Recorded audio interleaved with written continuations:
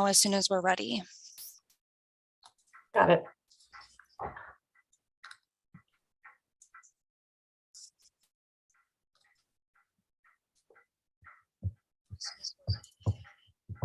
Good to go. Thank you. Welcome everybody to the April 19th, 2022 meeting of the Salem Planning Commission. Shelby, would you please call the roll? Commissioner Augustine is absent. Commissioner Ickes is absent. Commissioner Fott? Present. Commissioner Goebel? Here. Commissioner Griggs? Here. Commissioner Heller? Here. Commissioner Levin? Here. And Commissioner Slater? Here. We have quorum. Thank you. Welcome back, Commissioner Slater, by the way. It's good to see you.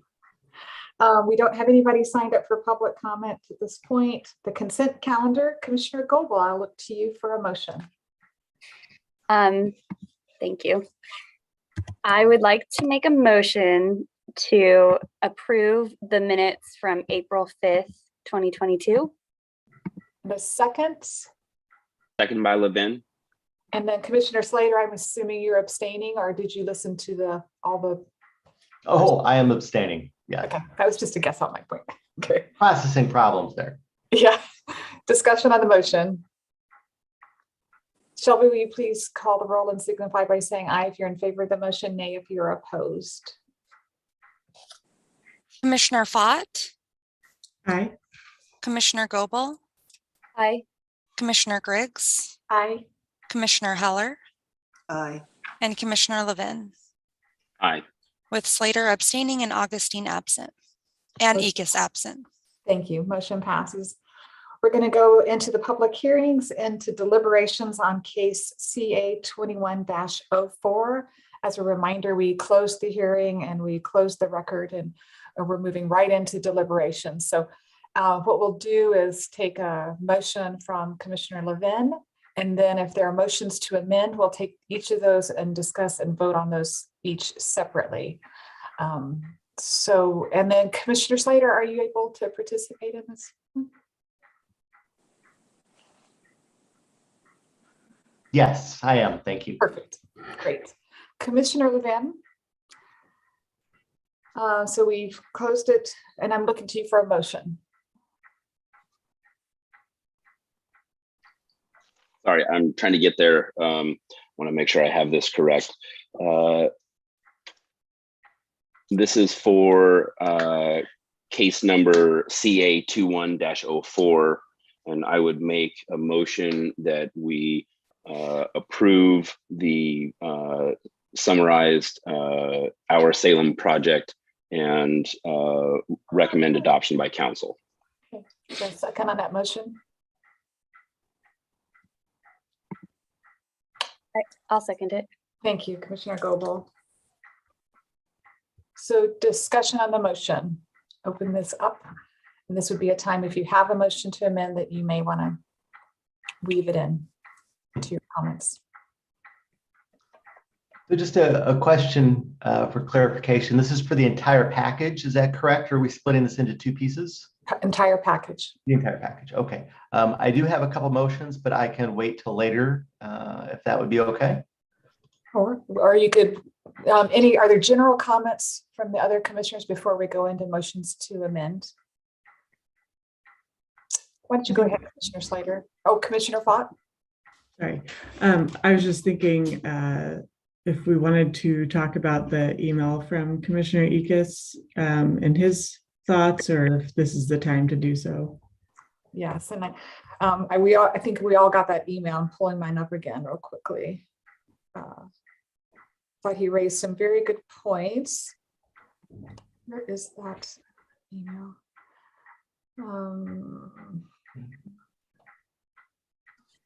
Lisa, do you want to go over that real quickly? Sure. Give it a shot. Pulling it up. I cannot find it. Well, he says that because he's not here, he won't speak to any potential motions that we're going to, or they're going to be made tonight, but that he generally agrees with the plan and thinks it's taking us in the right direction, and thinks it should be forwarded on to City Council with a recommendation to approve. He did mention a few things that he thinks are outside of the project that I know he brought up in his comments that I think he's hoping will be brought up or maybe addressed in future planning commission work. So affordable housing and how we're relying too much on incentives for that. So he's hoping that will be discussed more. A need to distinguish between low income and affordable housing, and to make sure that low income housing is a goal as well. And I know that came from our testimony at the first hearing, and we do have proposed changes in the supplemental staff report to some of the language and the housing policies to address that. So that could be a motion to accept that language if the commission wants to do that. And then he wants in the future for us to look at way to remove barriers to solar energy installation, which I know he also talked about in his comments. Overall, I think I read this to me that he's supportive of the plan. That's how I read it also. So Commissioner Slater. Okay, thank you.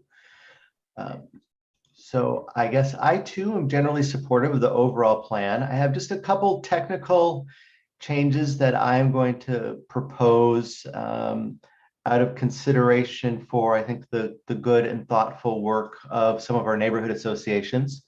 So I have three short motions. The first one is related to West Salem, and I will just read that here. I move that the property at 3094 Geller Road Northwest, proposed zone change map 173 and proposed comp plan change map 145 be removed from consideration. Okay, so let's take each of those separately, if you wouldn't mind. So that's the first motion to amend. Do we have a second on that motion to amend? And Lisa, you tell me if I'm messing up on this, but I mean, Anderson. No, you're doing good. Okay. Commissioner Heller, was that a second for you? From you? Yes. Okay. So that one is seconded by Heller. Discussion on the motion. Commissioner Slady, you want to lead us off? Yeah, so my only thought on this is that I think that the West Salem Neighborhood Association has been extremely reasonable and thoughtful in their participation in this planning process. They had one concern. I thought it was a very reasonable concern, and I think the process just works if we listen to one another. And I think this is an example of where we can listen to the neighborhood association and recognize one of their concerns and make some changes to address it. Mm-hmm. Other discussion on the motion? Commissioner Levin.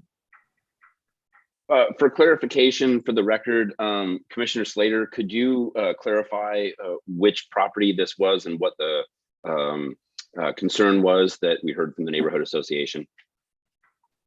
Oh, sorry about that. Apparently I have a planning commission meeting. So the property is 3094 Geller Road Northwest, and the zone change map is 173. And the comp plan map is 145. And the concern was just the proportionality and scale of the development in that particular neighborhood and on that particular piece of the road, basically. And we've brought up the map here so everyone can see it. Yeah. Follow-up question, Commissioner Levin. Did you have a follow-up on that?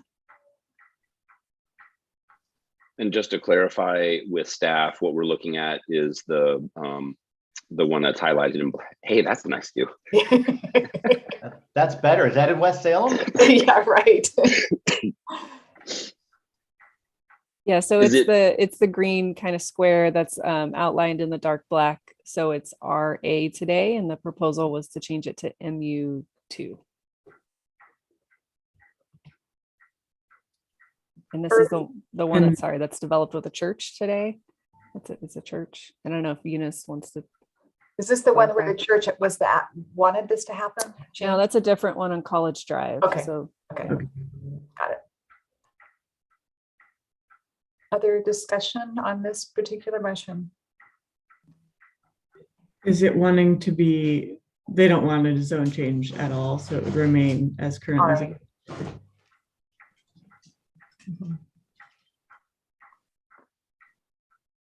Further discussion? Shelby, will you call the roll? Signify by saying aye if you're in support of that motion to amend. Commissioner Fott, Aye. Commissioner Goebel, Nay. Commissioner Griggs, Aye. Commissioner Heller, Aye. Commissioner Levin,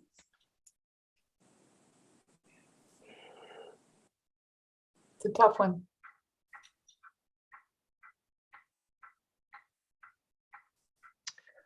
Sorry for the delay. I had a hard time coming around on this one. I will vote in support of aye. and Commissioner Slater. Aye. Motion passed. Commissioner Slater, your second one. Yes, so in here, these are two related motions. I guess staff split these into two pieces. So I will treat them as two pieces then. But Hold on just a second, Commissioner Slater. Our esteemed attorney is raising his hand. Tom. I'm sorry to interrupt. I just want to make sure that staff and Shelby in particular understand what the motion was and have correctly captured it before we move on to the next one so quickly. I was sent the language prior to the meeting, so I have it exact, thankfully. All right, thank you. Thanks, Tom. Commissioner Slater, back to you. And I think this is the same situation in that Shelby has the language. So the second one and the third one are related, and that is the Scan Neighborhood Association has requested that the entire commercial street piece from Meyer, I think, all the way down to rural on commercial, on the east side of commercial and on Liberty, are kept or have a consistent zoning of MU2. So that is my motion. I thought that was a well-considered recommendation on their part. They were particularly concerned that they thought that MU2 was the best scale for those properties and for the intent of that area. So the first motion here is I move that the properties on Commercial Street from Mission Street Southeast to Meyer Street on proposed zone map change 119 be rezoned or be zoned to MU2 instead of the proposed MU1.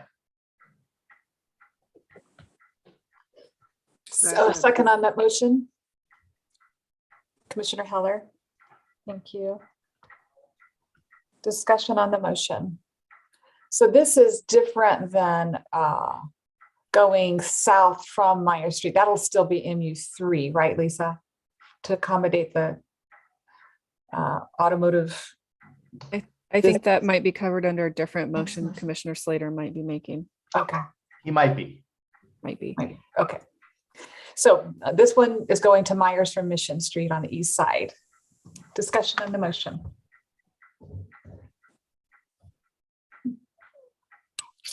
Giving you time to think. Michael, Commissioner Slater, you want to speak to your motion? Again, I felt that the Scan Neighborhood Association provided very thoughtful, useful input into the plan overall. I think they had one concern. I had a chance to talk with their planning representative, Raj Sharak. I think she walked me through their concerns. I think they were persuasive. Their primary concerns had to do with the difference between what services were available in MU1 versus MU2, and also just the overall scale and height of the development and the floors. And I think they made to me at least, they made a good job. They made their case effectively. I think that their goal is to create a walkable, transit-friendly, urban feeling neighborhood. And I think this designation gets there. So I think their recommendation is very consistent with what we are trying to achieve as a commission. Okay. Commissioner Fott, follow Lisa first. I just want to clarify for the record, the uses are the same in MU1, MU2. The design standards are the same. The only difference between the two zones really is the height. So there's a taller maximum height in the MU1. And I don't remember the exact number. Eunice, can you clarify for us? In the MU1, what staff had recommended in the proposal on this motion is to go 55 feet MU2. 55 and MU2, 65. So under the proposed zone that the staff is proposing, it's 65 feet. If it's changed to MU2, it's only 55 feet. So effectively, one floor, I guess, would be lost in future development potential. But the Thanks. uses are the same. Yeah. Okay, that's a good clarification. Commissioner Flott, thoughts, followed by Commissioner Levin.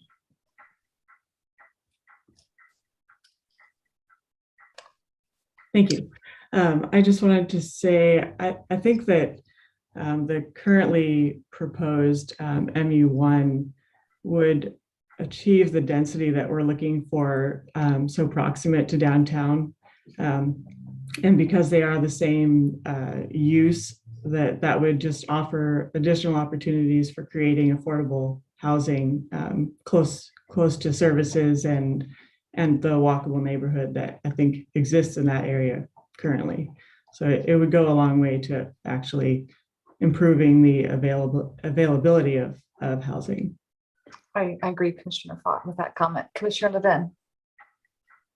Thank you, President. Boy, Commissioner Fott hit the nail on the head. And this one, I really feel that the neighborhood association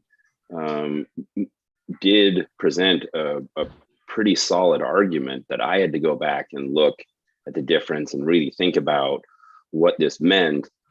And the struggle that I have with it is that this is Mission is kind of that south border of the what is our notable downtown. So these blocks are fairly important to that idea of central density. And so I weighed back and forth, and I just don't know if it's, I don't think it achieves what we're trying for as a goal with this underlying document for the city. But then also that's the limit. So a developer could choose to develop something smaller, if I understand it correctly, than the 65 feet. So somebody could choose to develop to 55 feet.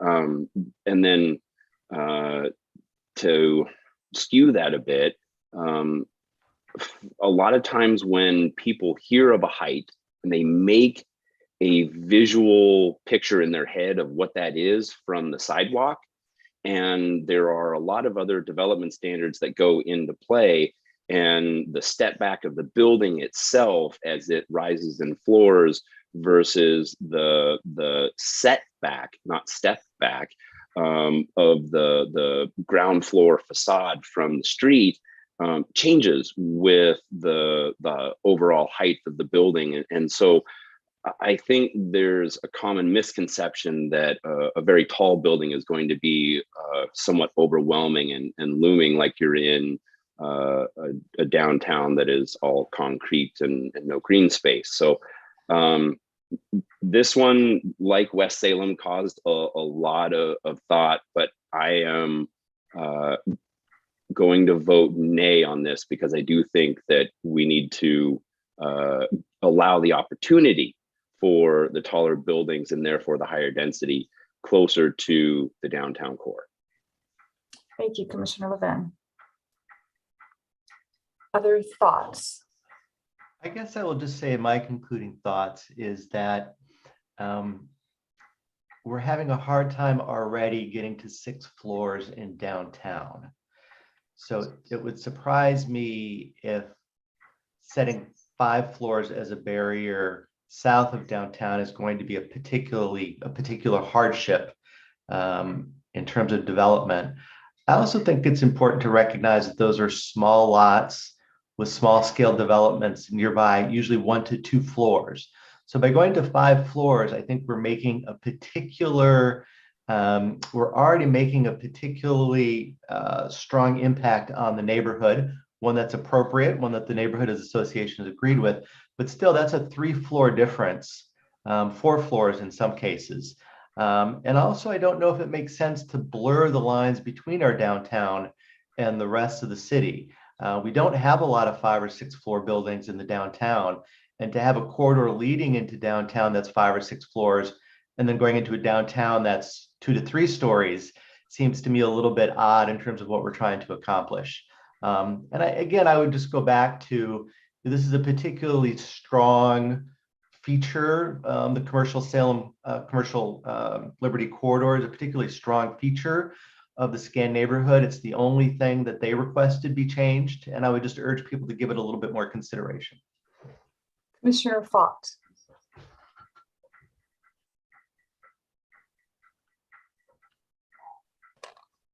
Thank you. I just wanted to say that I do think it's important to realize that when developers are considering different sites for, particularly for mixed use properties where they are offered an opportunity to add floors for housing, that often can help the pro forma so that they can bring in more housing at more affordable rates. So by allowing something like this, I think that we would be showing future developers who maybe are not in Salem currently, which can lead to the current lack of multi or 5 or 6 story projects in downtown proper, that this would actually start to inspire them to come here and provide that type of property for future Salem residents. And I would just add, I'm not going to be supportive of the motion, unfortunately, Commissioner Slater, only because we're looking at lots of areas of Salem to have this mixed use, higher density. And I think, all of Salem needs to be part of that conversation. And this is on a major corridor. So it's a pretty prime example of what would be a good use of that land. I understand totally your thoughts on the size of the lots, and I get that point, but trying to do the pros and cons, I'm leaning more into not supporting it and keeping it at that 65-foot possibility being the only difference between the two. Other thoughts? With no other hand, Lisa. Sorry, I was asked to clarify. I think the motion was clear, but somebody's comment said it was the east side of commercial. So I just want to clarify that it's shown on the map, everything outlined in black, which is both east and west side of commercial, just Right. so there's clarity on the vote. Thank you. Correct. Okay. Any other comments? Okay, Shelby, would you please call the roll, signify by aye if you're in favor of that motion to amend, or nay if you're opposed. Commissioner Fott, Nay. Commissioner Goebel, Nay. Commissioner Griggs, Nay. Commissioner Heller, Aye. Commissioner Levin, Nay. and Commissioner Slater. Aye. Thank you. Motion did not pass. On to your third one. Third and final. Third time's a charm. We'll see. All right. Well, consistent with a similar motion, I'm going to move that the properties on the west side of Commercial Street from Superior Street south to 1 block south of Rural Avenue south, and on the east side of Commercial Street from Liberty Street southeast to Vista Avenue southeast, on the proposed zone change map 124, I believe it is, be rezoned MU2 instead of MU3. Would you like, I need a second before we speak to the motion. Second?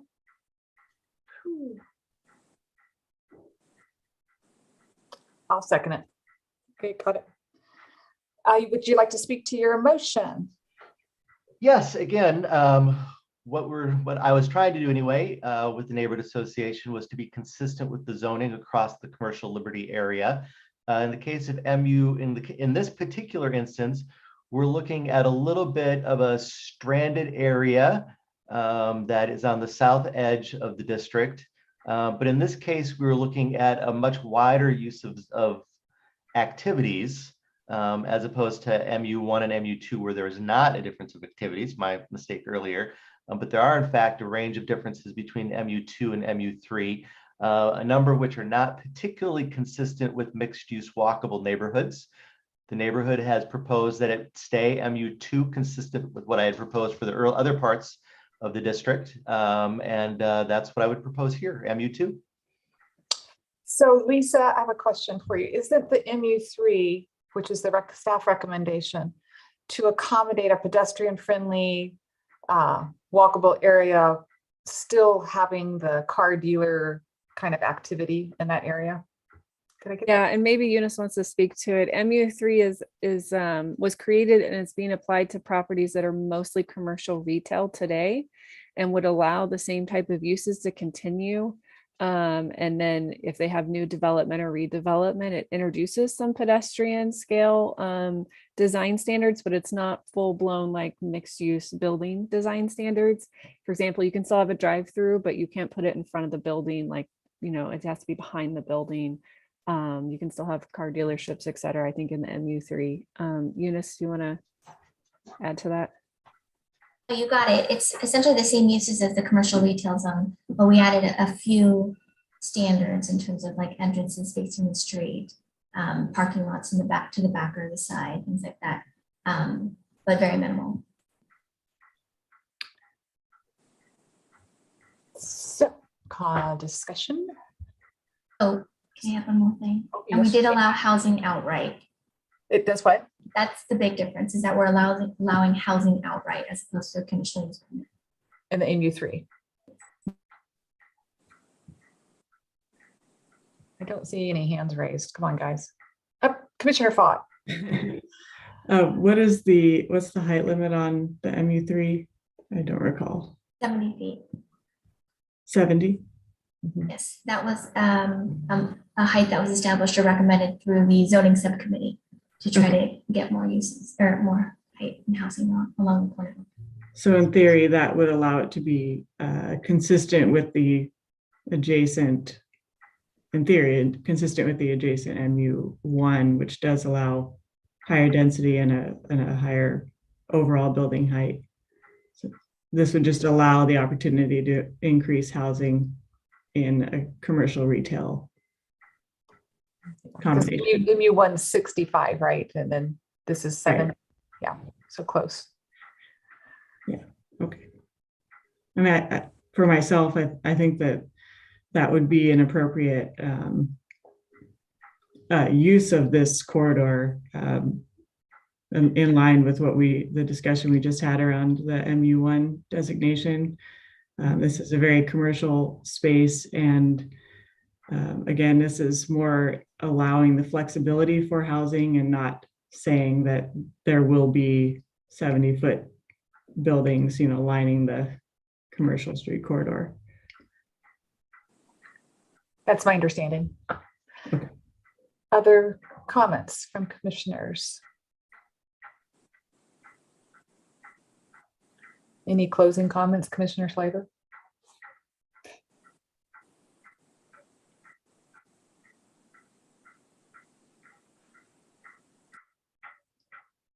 Muted. No, I have no other comments.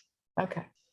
And any other comments before I have Shelby call the roll to either I favor the motion to change that to MU2 or nay if you're opposed to the motion to amend.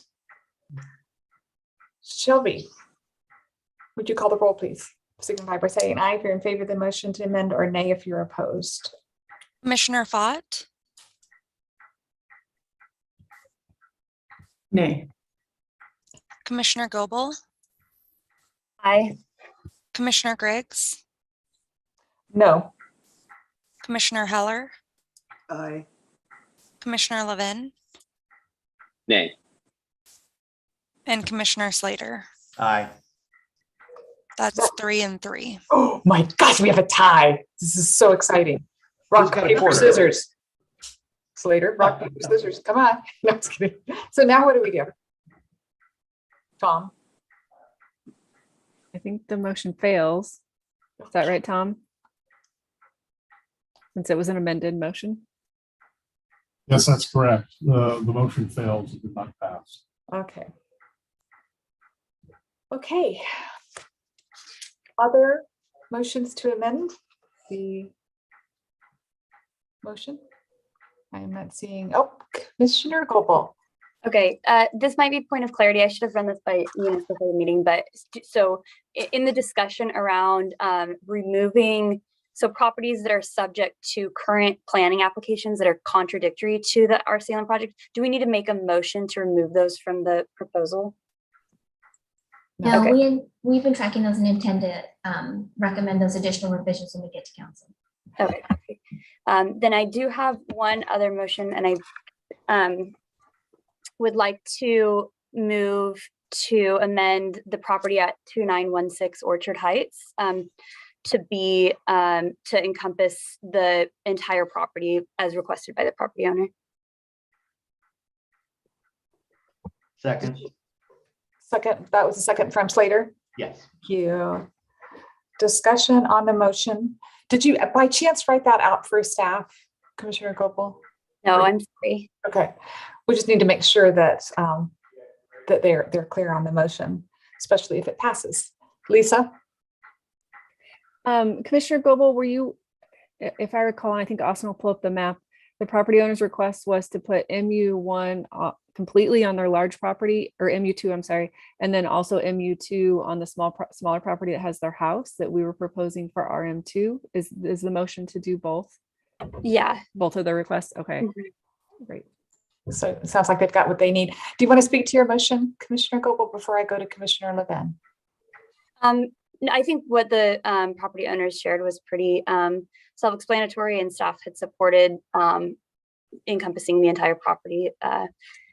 So I didn't see any issues with approving their request. Okay.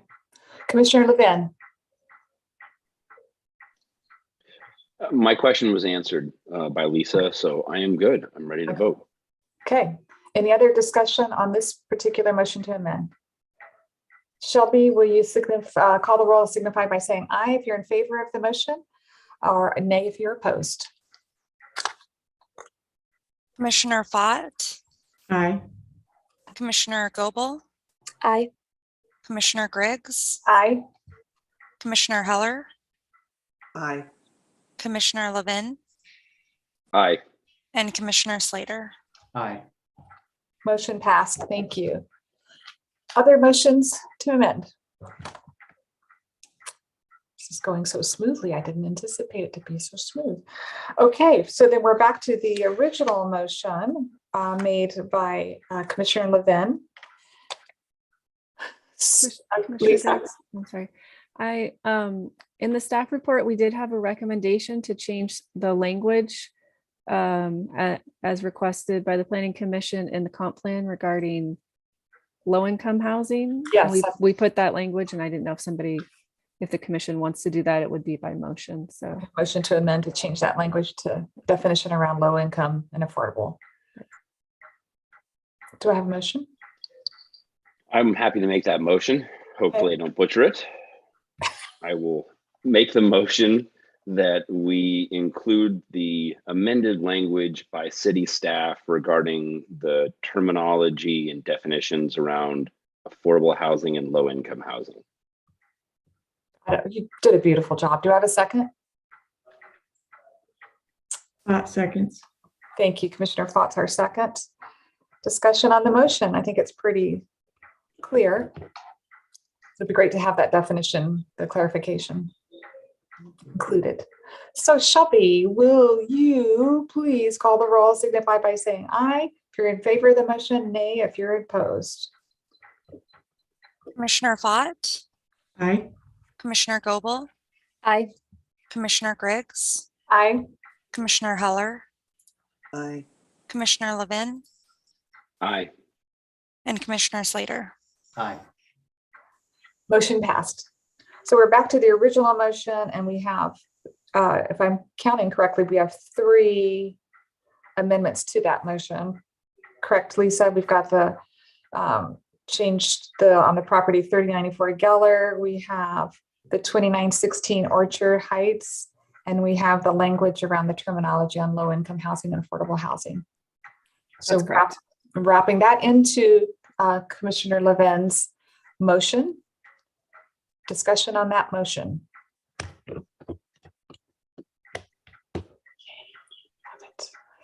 Okay, Shelby, would you please call the roll, signify by saying aye if you're in favor of the motion, nay if you are opposed.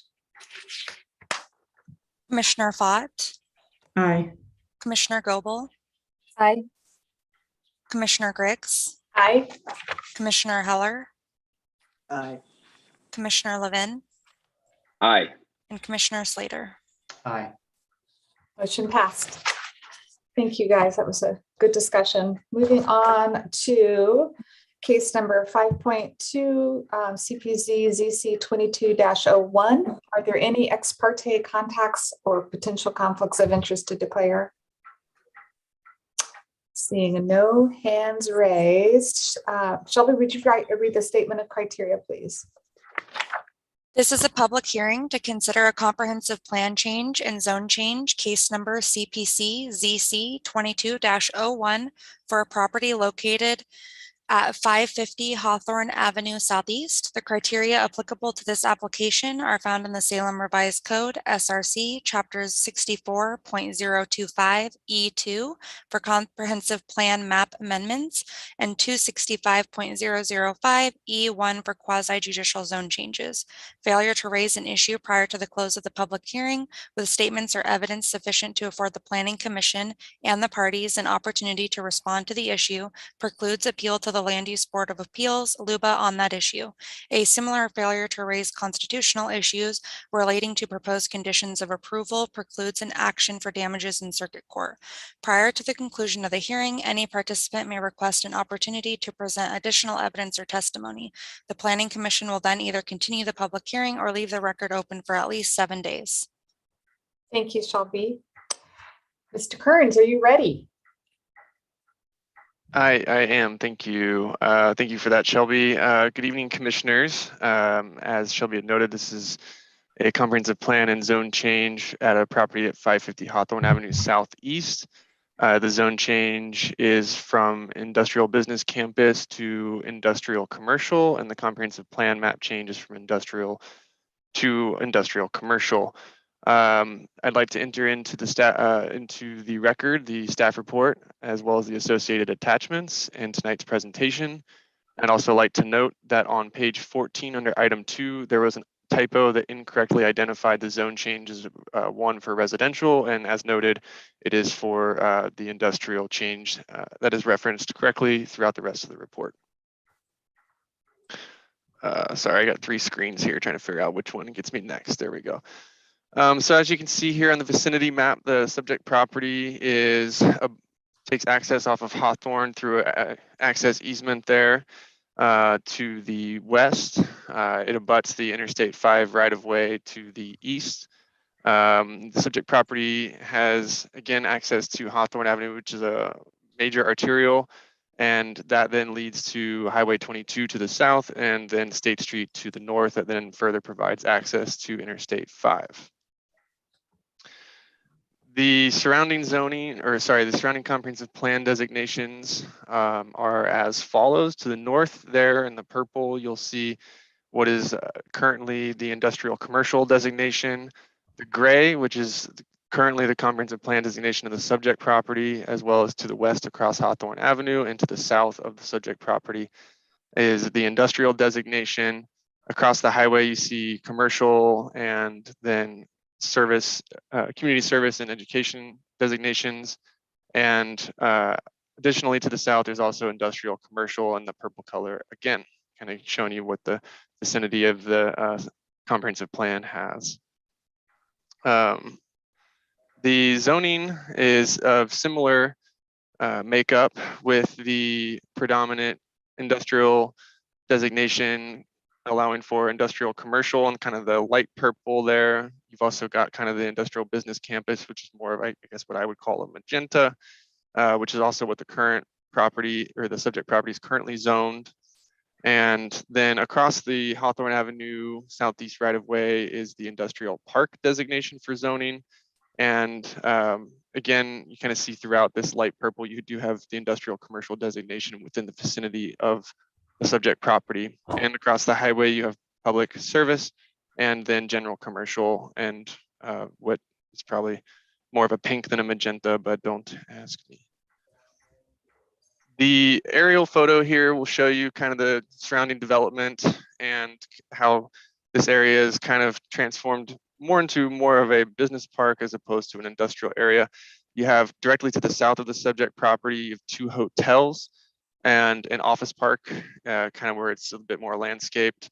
There across the highway is some vacant undeveloped industrial land, as well as some larger, more light industrial uses, as well as some office uses. Directly to the north is a warehousing or food processing use. And then there's also along the Hawthorne Avenue right of way are a couple banks and some offices as well. The subject property is currently used as outpatient medical services, as well as some office uses, and all consistent with the zoning that the subject properties have. We did provide notice to the neighborhood association, and the property is within the SESNO or the Southeast Salem Neighborhood Association, and we did not receive any comment on the proposal. We'd also sent out notice to property owners within 250 feet, and we also have not received any comment from any of the surrounding neighbors. And the subject property is not within a homeowners association, so therefore we have not received any comment. The fire department has reviewed the proposal, as well as building and safety. Both indicated that they don't have any concerns with the comp plan zone change. Public Works Department has also reviewed the proposal and provided a memorandum that is included as one of the attachments in the staff report. And generally, they kind of noted that the utilities within the area are more than adequate to serve the proposal and any future development. Obviously, any sort of utility work and any sort of infrastructure improvements would be reviewed at the time of development. As a requirement for the comprehensive plan change, the applicant did submit a TPR analysis, and within that there was a trip cap proposed, and the city's traffic engineer did review the trip cap and does support the applicant's trip cap as proposed. The comprehensive plan and zone change criteria are similar and have been reviewed in the staff report in further detail, but generally they can be summarized as that the properties within the vicinity have already kind of changed over from more of a typical industrial area to more of an industrial commercial. As noted, the properties to the south include several hotels and an office park, and the industrial business campus, as well as the industrial commercial zones, are also very similar in the allowed uses. The difference being that the industrial commercial does have a slightly wider choice in terms of use and does allow for some uses that the industrial business campus zone does not. As noted, the land is able to be adequately served by city utilities, and generally the area is largely a mix of industrial, office, and service industry type uses already, and that the comprehensive plan and zone change as proposed would equally or better suit the area as was previously discussed when we were looking at the vicinity maps. Further, the economic opportunities analysis does identify that the city does have an industrial surplus of approximately 900 acres, and just changing this from industrial business campus to industrial commercial does not significantly impact that number, as it's still considered an industrial zone. As we had noted, the TPR analysis that was provided did review the impacts of the zone change and had noted that with the trip cap, there would be no significant impact to the surrounding transportation system. And so therefore we did propose a condition that the trip cap be placed on this property with the zone change, eliminating the total daily trips to 2,488. Oop, I need to hit the next button. There we go.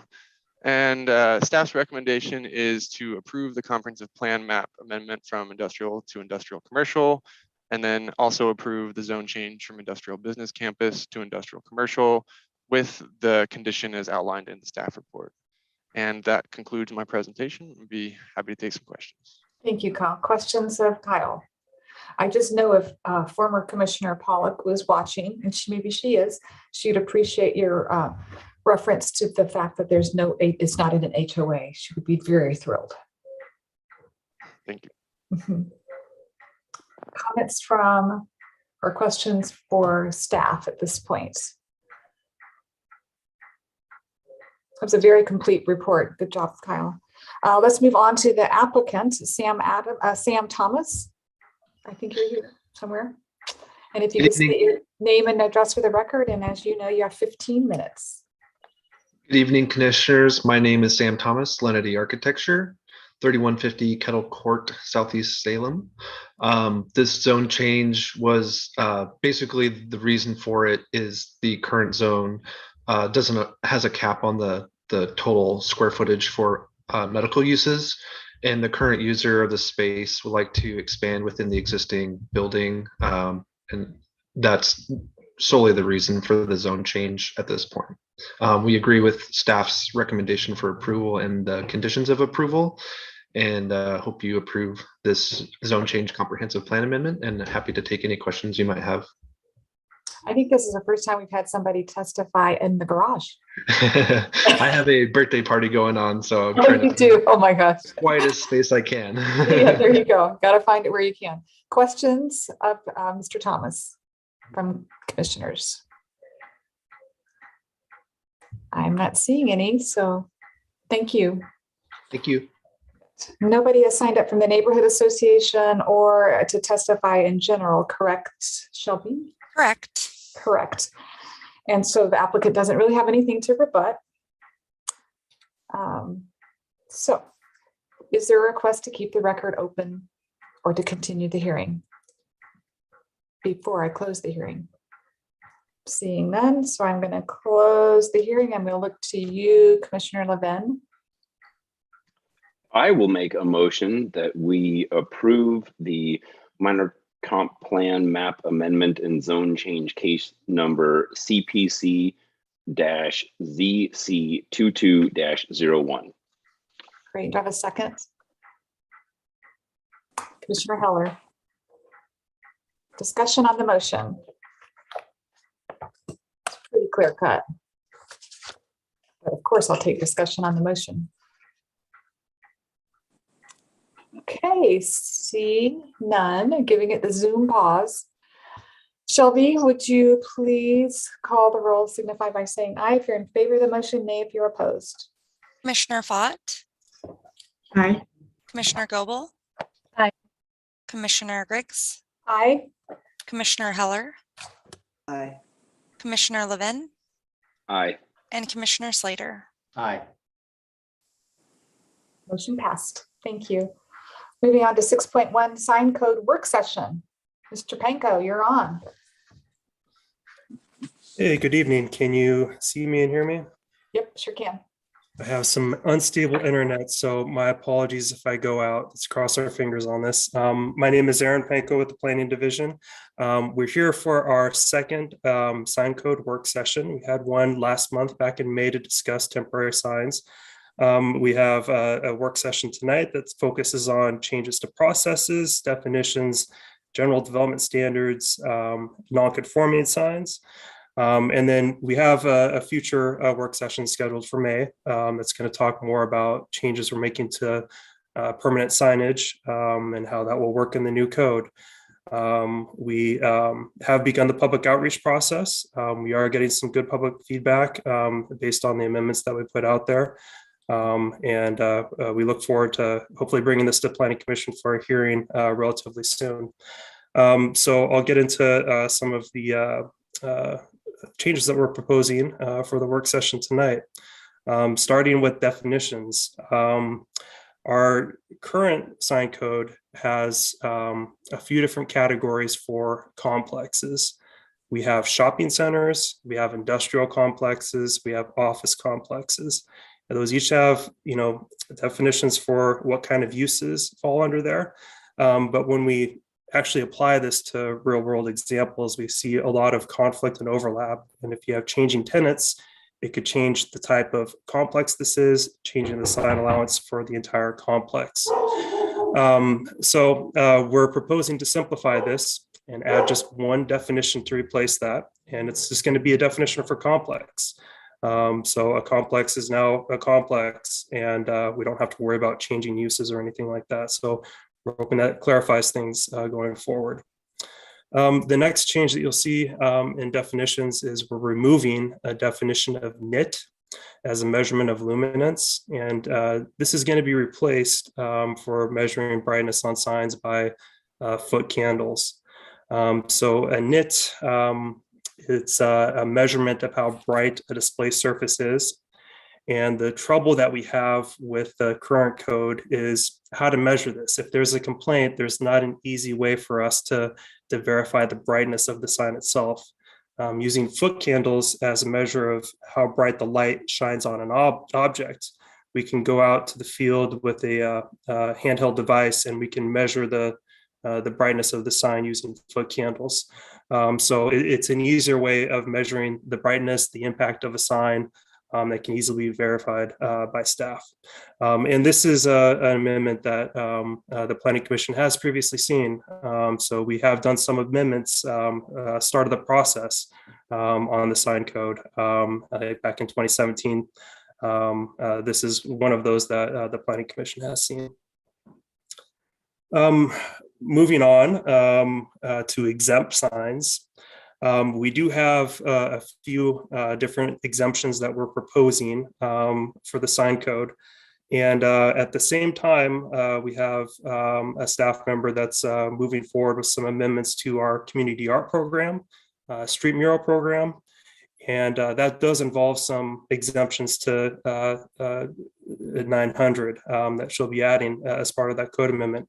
So she's actually taking some of the stuff that we're proposing for 900 for the exemptions on a faster process that's going to council, I think, in May. On to the next section, which is prohibited signs. Staff is adding a new, sorry, I can't hear you there. Looks like you want to say something. Let's just, I'd love for you to keep going like you're going, but if Sure. if one of the commissioners has a question, if you can raise your hand and let's address it at the time, just because I think there are a lot of different Absolutely. sections. But I'm assuming there are no questions up to date, up to this point. Commissioner Heller.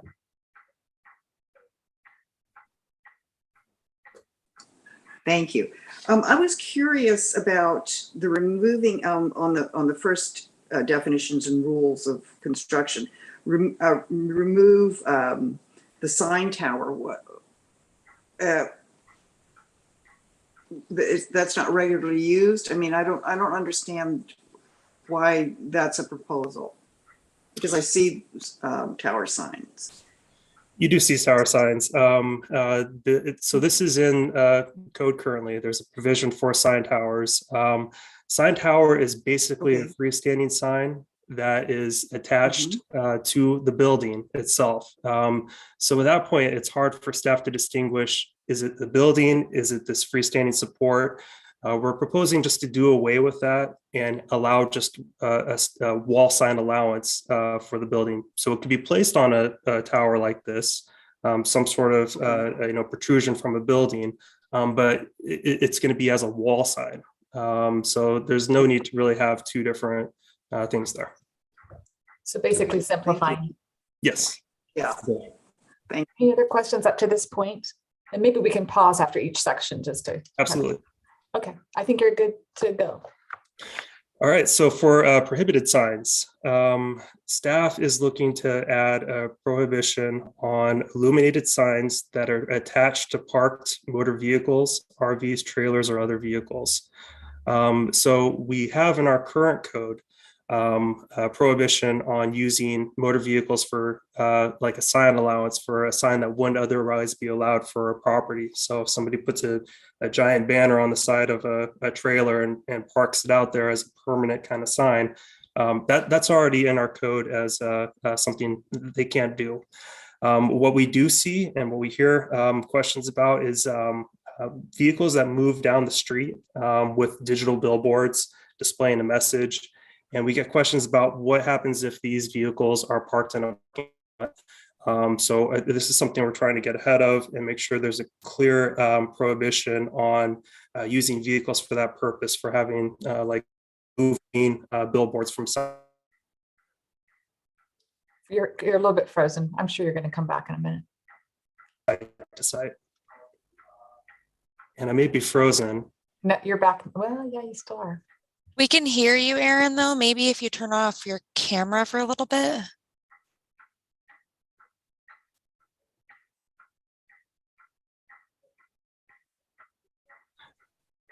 I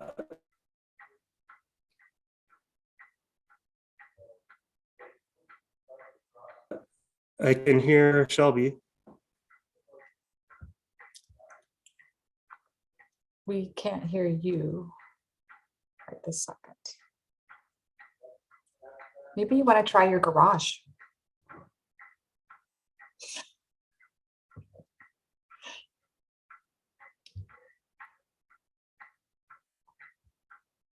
Shelby, did you text him in the chat to see if he could just turn his camera off? Yeah, I was just gonna shut it off for him and see if Oh. that helped too.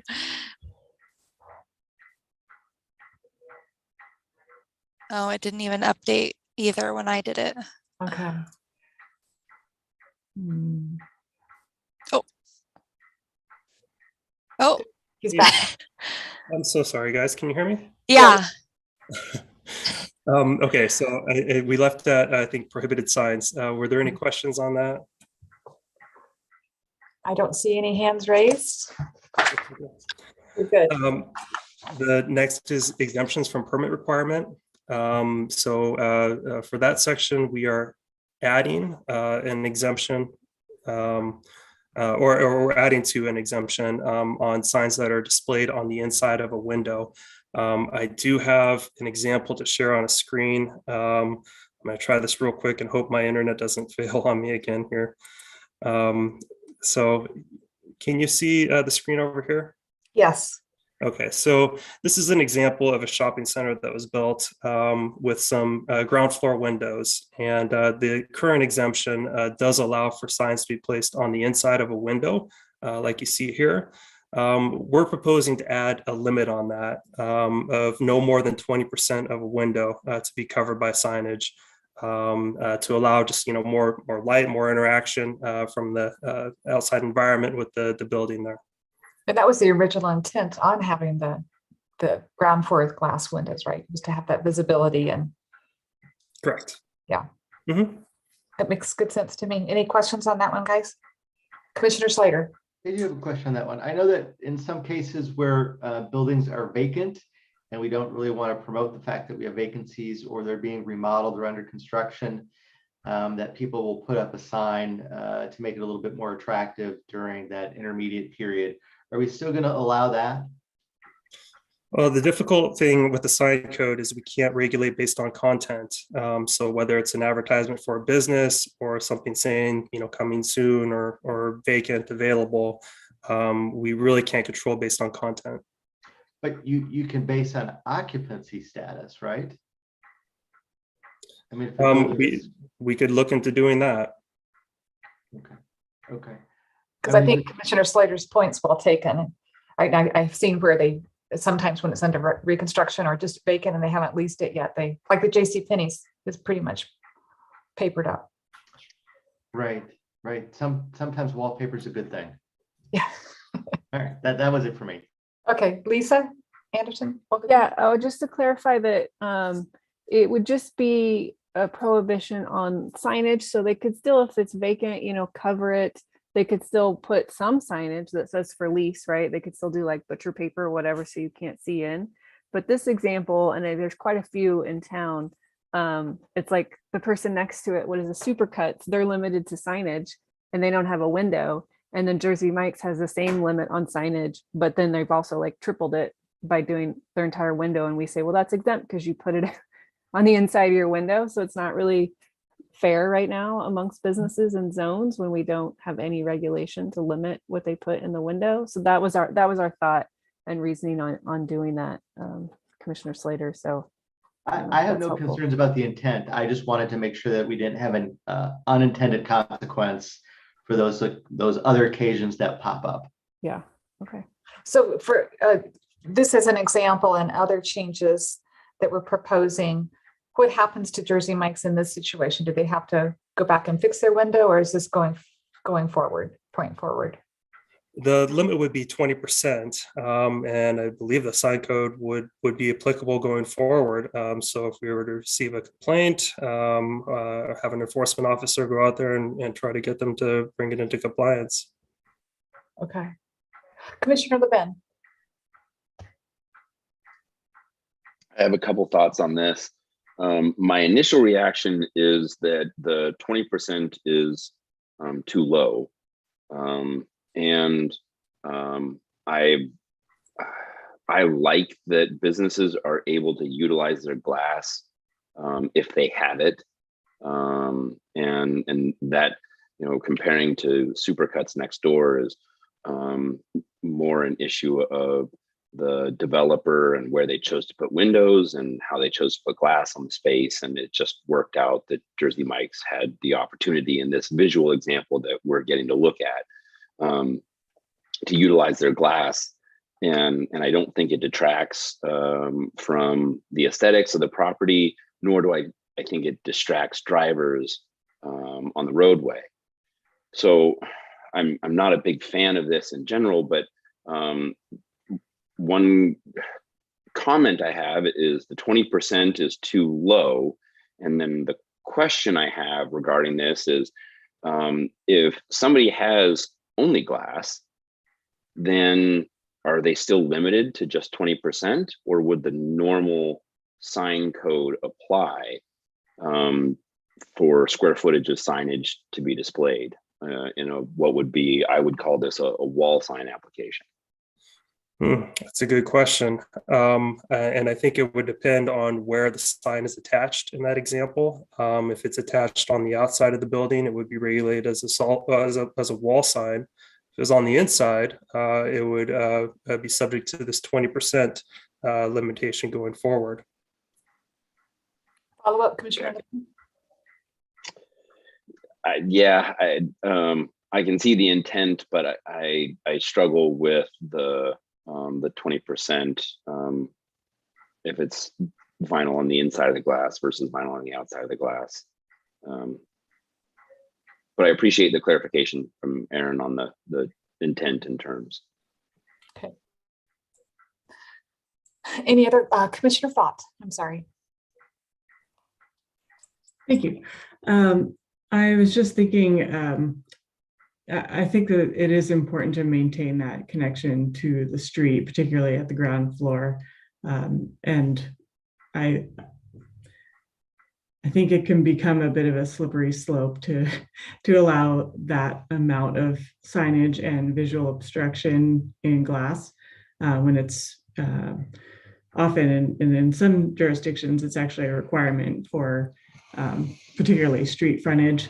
And I'm wondering if perhaps there's an opportunity for a translucency or a transparency requirement instead of a percentage or something along those lines, where you're still able to actually see in the building if it is a more permanent sign rather than simply blocking it while it's under construction or vacant, so that you can actually have that activity and see what's going on and create that connection to the street.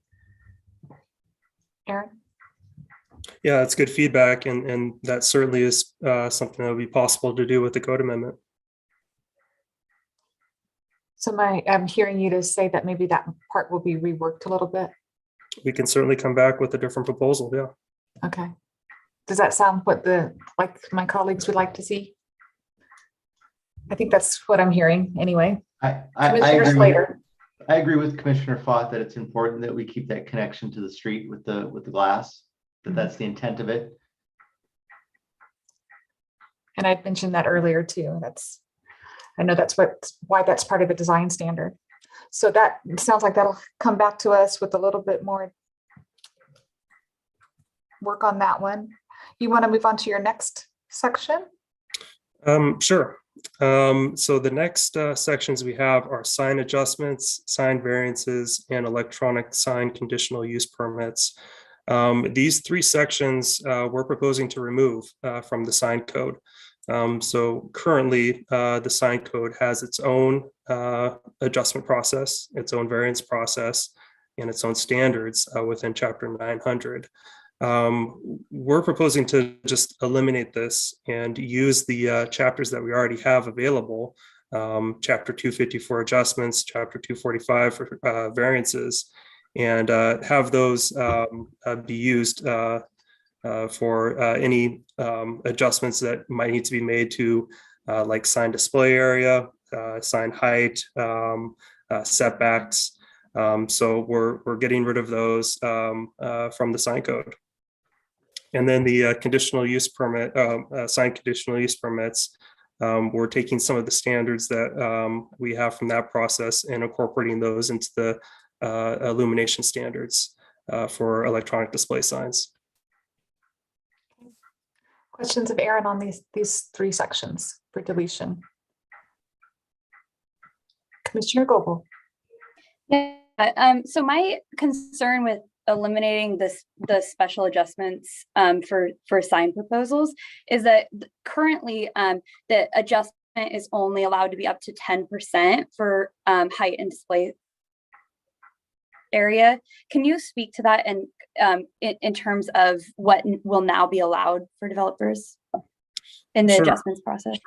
Yeah, so we have two types of adjustments in Chapter 250. We have Class 1 adjustments, which is a deviation of up to 20% from a standard.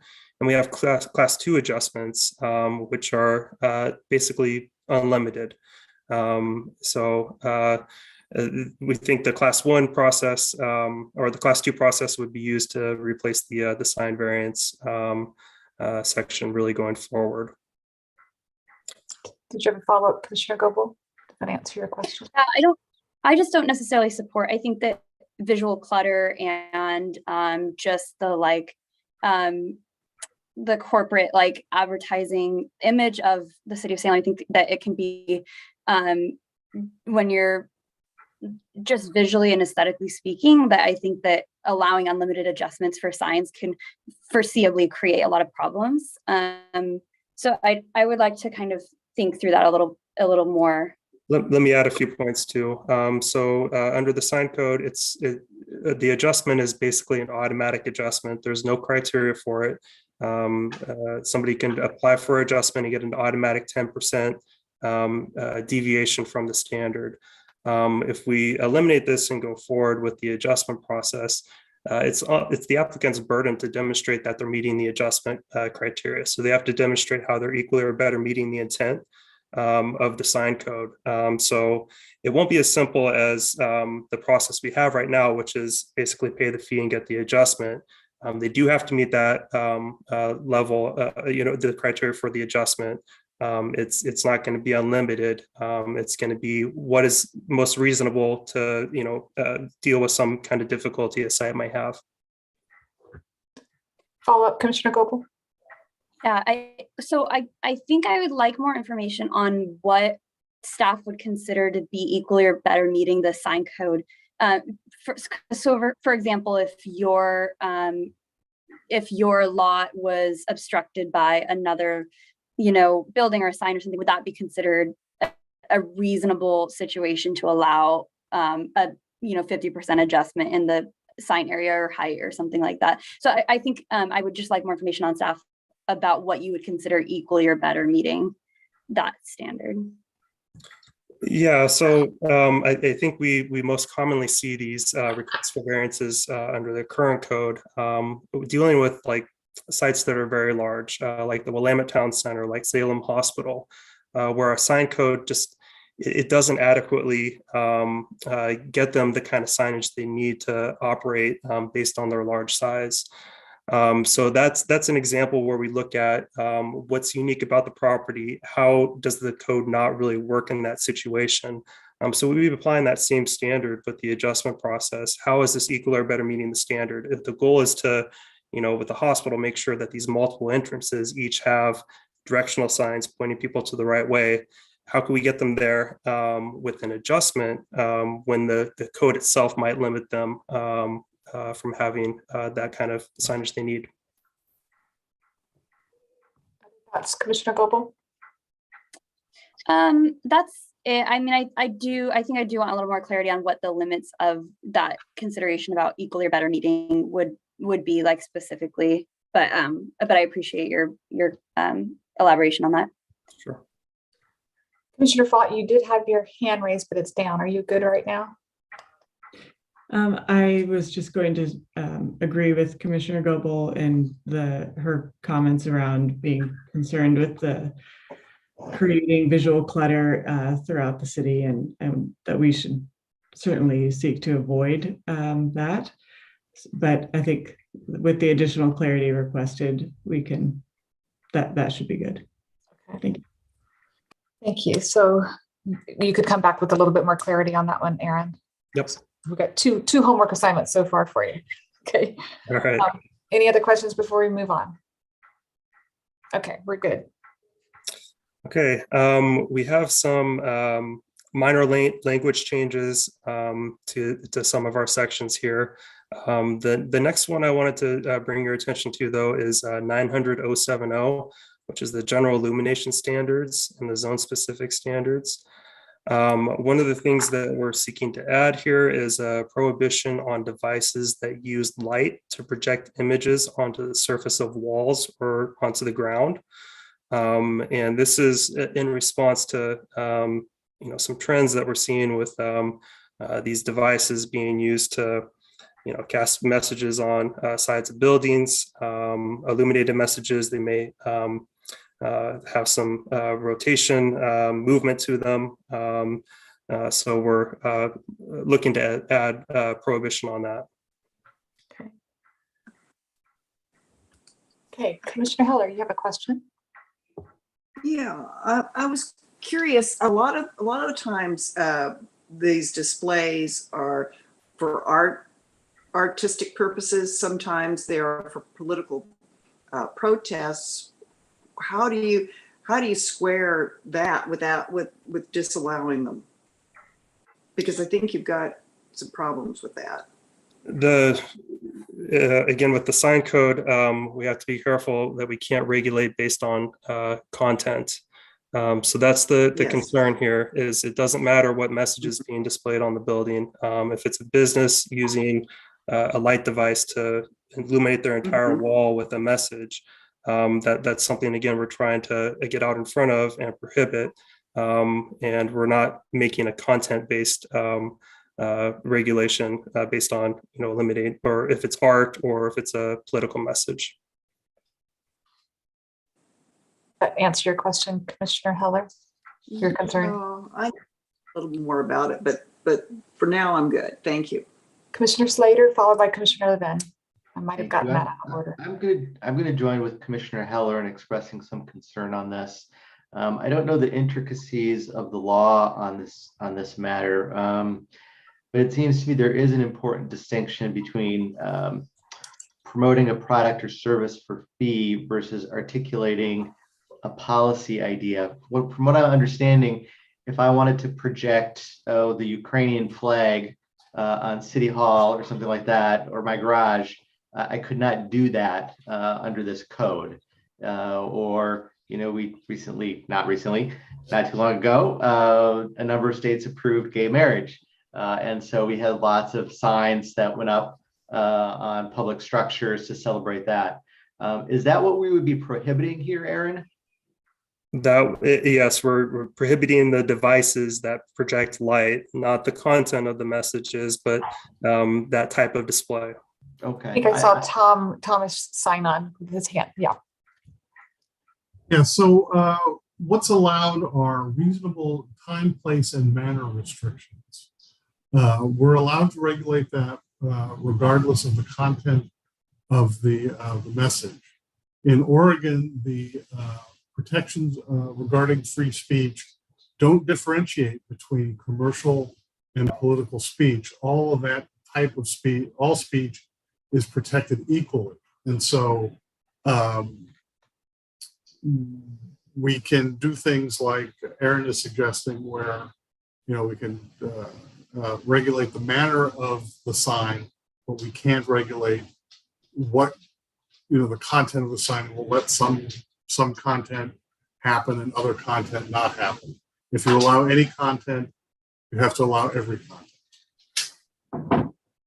Commissioner Levin, you've been patient. Thank you. Aaron, what's the thought by staff in disallowing this device, as you said, to get ahead of or to get out in front of, instead of creating language that does allow and simply regulates the display area like other signage?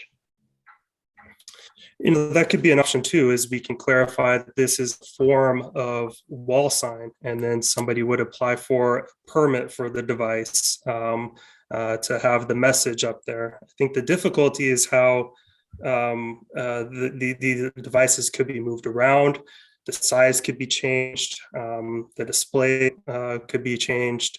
It's something, again, kind of new that we're not sure how to deal with at the moment. I'm sorry. I have a question. Mr. Slater? Could the city, and maybe this is a question for Tom, could the city designate spaces, areas, or buildings where the city could permit a temporary sign like this to be used? So for example, could the city designate like a free speech space that people could apply to use? Well, you're going to test my memory of a case law in this area. There are situations where the governmental entity can designate free speech zones. Mm-hmm. And so, things like in front of the Capitol building is, a free speech area. And so there could be certain areas that could be designated as free speech zones, and those types of signs could be allowed. But I'd want to check my work on that before I said something definitive. I won't quote you, but okay. Is it possible to explore something like that as we go through this process, Aaron? Yeah, we can certainly look into a few options here. I think that would be helpful if we had areas in the city or prominent features that could be illuminated for specific purposes. And again, permitted. Yeah. That's the word I was looking for. Thank you. Permitted. Okay. Tom, did you have something else you wanted to add to that? I did want to add, we already do a little bit of that now. A good example would be we have a yearly menorah that's set up by one of the local synagogues. And that would be an example where we're allowing a display on public property. And so, the question then comes in, if you have a group that maybe has an unpopular opinion and they want to use the space, we would have to allow them to do it too. Yeah, that opens up a can of worms for sure. Right. Well, that's why these cities' attorneys are so well paid. That's right. So you guys will noodle over that one a little bit. So yes. That's homework assignment number 3, Aaron. 3. That's all right. Okay. Yeah. Sure. Yeah. The next one, the same section here is we're creating a measurable, consistent standard for prohibiting illuminated signs when they're visible from and within 100 feet of residential zones. So we have kind of all over the place in our current code, some form of limits on illumination that's facing towards residential areas. It's not consistent within the overlays, how that illumination standard is applied. So we're creating that new standard there, where it's both has to be visible from and not within 100 feet of residential zones.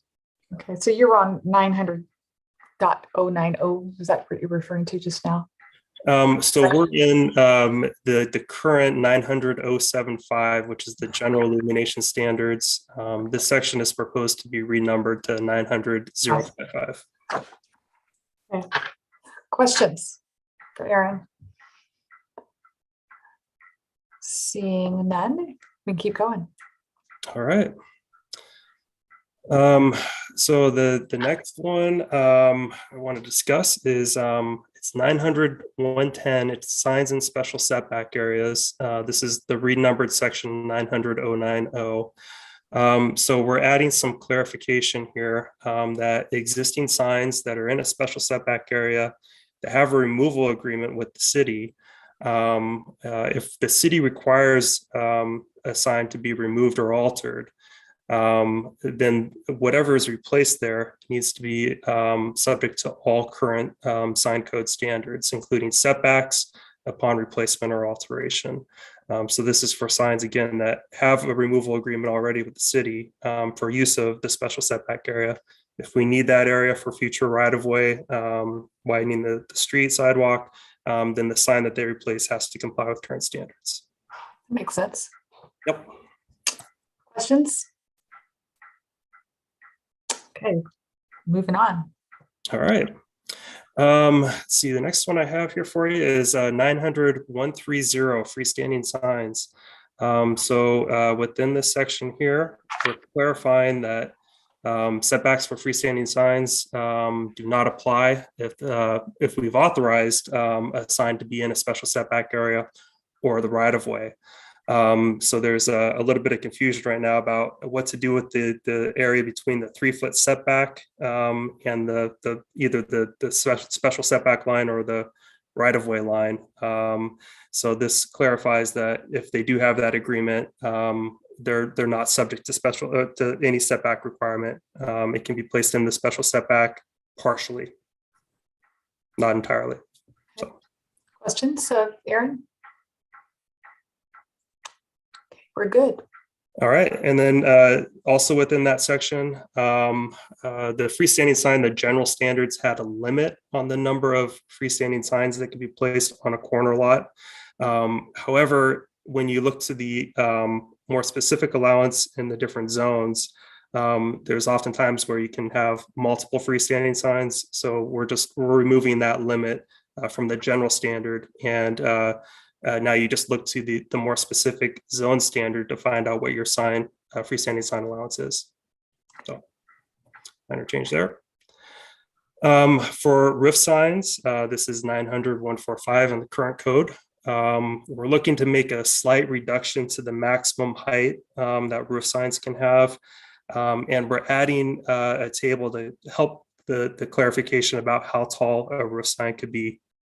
So it's a little bit confusing right now based on the height of the building.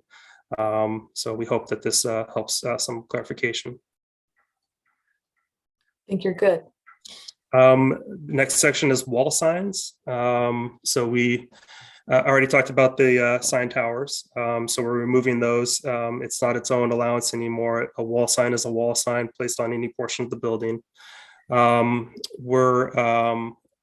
We removed a projection allowance for wall signs above a roof line that were based on the length of the sign and the height of the building, and created a more simplified standard for just what the projection allowance above the roof line could be for a wall sign. And then along public alleyways, we've created some projection allowances. They're a little bit less than a normal projection allowance for a wall sign because of the narrow space in a public alley. And then we've created some vertical clearance requirements for wall signs also abutting a public alley. A question, real quick question. So the artwork that's in some of the alleys, like the grasshopper, that's not considered a sign though, right? That's just public art. So Oh gosh, that's sorry. a good question. A sign is anything that's intended to attract the attention of the public. Was the grasshopper in compliance? I'm not sure about that specific sign. Gosh, I hope so. It's a pretty grasshopper. Okay. I think it's been there for a while. For a long time, before you were born. Yeah. I think when the Art Commission created the public murals and whatnot, they did a review of signage like that and then accepted it into the public collection. So I'm pretty sure, even though it might have been built before we had a provision for like public art or public murals, I believe it's in the public collection. Yeah. Good. Any questions to this point? Go, Aaron. Okay, next one is outdoor advertising signs. So this is our section for billboards. We've added some standards clarifying like V-typed or V-type outdoor advertising signs. We've clarified setback measurements, spacing requirements and density standards. Okay, questions? Nope. Okay, and then so moving on to non-conforming, unsafe, abandoned, and prohibited signs. We are making some changes, some minor changes to those sections. The first one is for non-conforming signs. So if a non-conforming sign is reconstructed or relocated in order for like a construction project for repair of public facilities, including sidewalks, roads, public utilities, a non-conforming sign could be reconstructed as long as the degree of non-conformity doesn't increase for that sign. So if it was at a 0-foot setback, the replacement sign could be made with that same setback as long as it's not getting more non-conforming. I think Commissioner Slater has a question for you. Yeah. Do we have funds for removal of abandoned signs? Is there a process for that? I'm not sure if we have funds available or if through the enforcement process, how that works. Okay, fair enough. Lisa? Oh, there's Lisa. That's a tough question. We don't have dedicated funds every year, but if there was a sign that needed to be removed, we could find money in our budget for it. I don't know that we've actively been removing signs. I mean, I can think off the top of my head of a few clearly abandoned signs, where the building was torn down and the sign's still there. Generally, you see that because the standards have changed. And so they know if they were to put a new sign in, they couldn't have the same, tall, big sign. No, most signs go away through new development or when the city's doing a street project, widens the street, whatnot. And then if the sign's right there, then that impacts the sign. But I guess I'm just thinking of Commissioner Goebel's concerns about clutter, and maybe this is an opportunity to start whittling away at clutter by going after some of these abandoned signs. might need to hire another attorney for that work. Well, I don't think it's that for an easy. attorney. Point taken, though. Thank you. You bet. Aaron?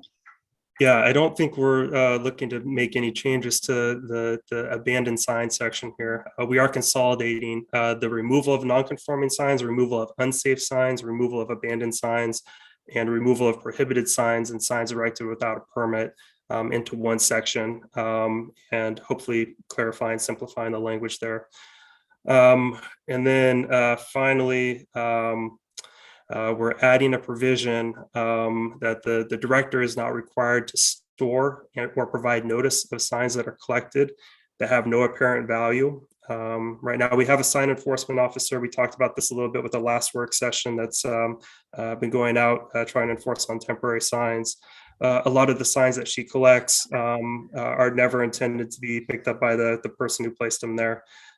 So rather than all of the signs we collect having to notify owners, store them for a period of time, if there's signs that have no apparent value that are on the ground, that are in disrepair, we can just throw them away.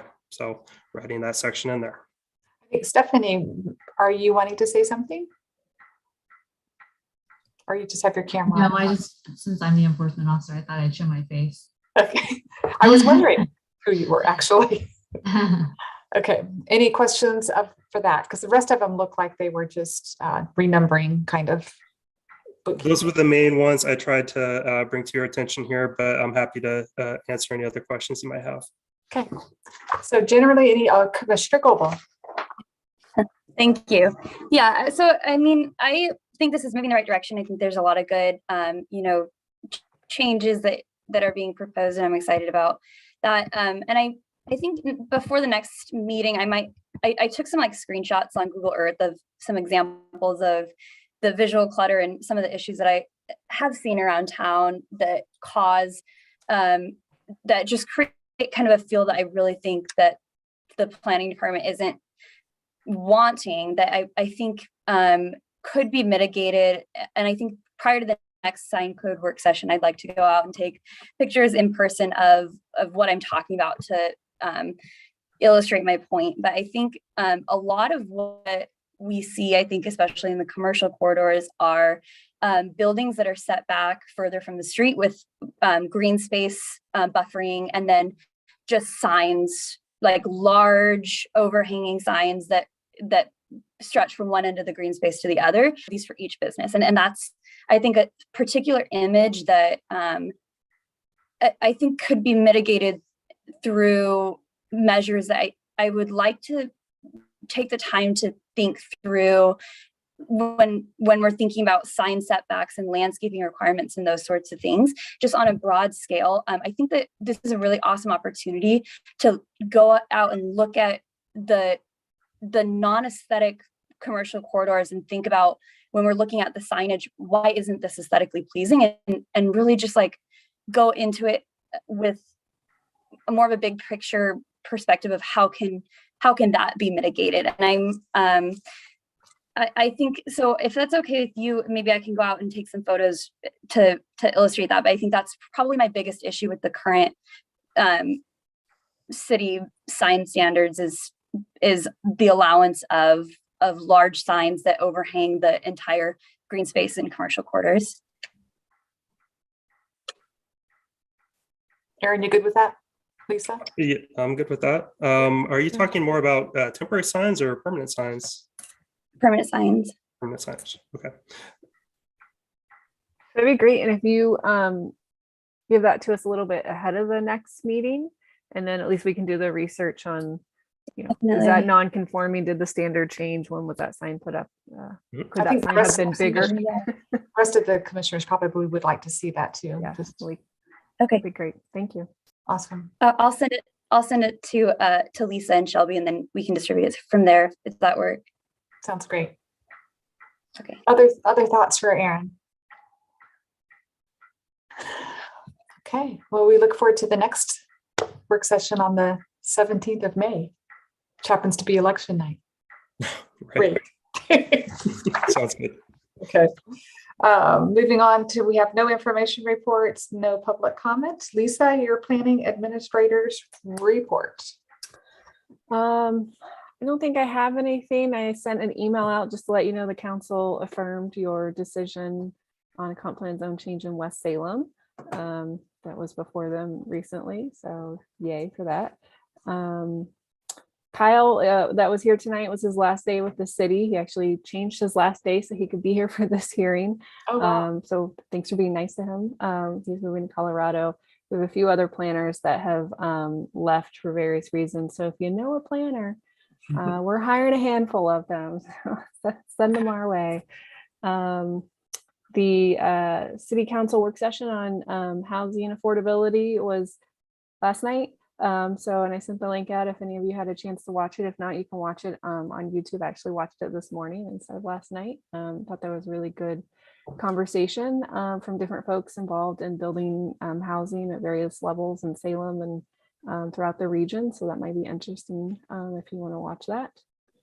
And Shelby tells me we have no items for the May 3rd meeting. Is that the right date, Shelby? Yep. Yeah. And I think it's too late to schedule any. So Yes. okay, so we can cancel that meeting, or I could try to make that date work for a public works work session on transportation. I know you had asked for that. I don't have confirmation from public works staff yet, but I know that was a request to kind of get more clarity on TPR and TIAs. And My preference would be to wait until we get the COPCHA's position filled so we can all be on the same page. okay, sure. We can put that on hold then. Okay. And I think you'll be off the hook on May the 3rd unless there's some item you all want to schedule. And no update on replacing COPCHA? No updates yet. I'll keep you posted though. Okay. So they're still soliciting applications. So because they haven't met yet, and they would consider any applications that come in until the time that the council meets to talk about it. So I know there are a handful of obviously applications on file on folks that were interviewed last time, but they would also consider new applications. So if you have friends out there that want to be on the planning commission, now's the time and they can apply. Okay. So. Questions for Lisa? Okay, comments for the good of the order. It's a quiet group tonight. Okay, with that, we're adjourned. See you guys May 17th. Great. Thank you, everybody. Good night. Thank you.